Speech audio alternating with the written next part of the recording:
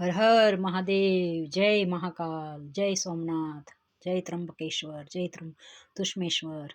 આજે જો સોમવાર છે, ભગવાનને સરસ અભિષેક કર્યો છે. આ બીટરૂટનો જ્યુસ છે, આ ભગવાનને મંદિરે લઈ જવાનું દૂધ છે.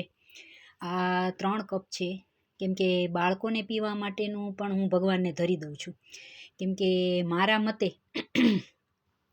ભગવાનને ધરેલી વસ્તુ બેસ્ટ ઇફેક્ટ કરે છે આપણી બોડીને.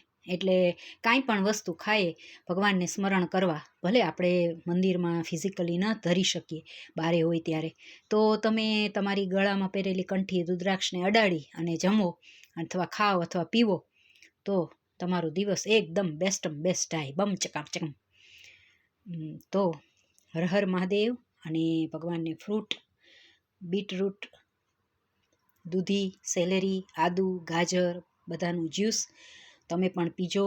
દૂધમાં તલ અને ચોખા ભગવાનને નાખીને ચડાવવું, અને આ ભગવાનને મલાઈવાળું ગરમા ગરમ નહીં, ઠંડુ દૂધ, 11 છે એટલે.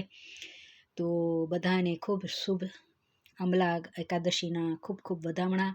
જય મહાકાલ, જય મહાદેવ, જય શ્રી કૃષ્ણ. હર હર મહાદેવ, જય મહાદેવ, જય માતાજી. ઓમ ગણેશ.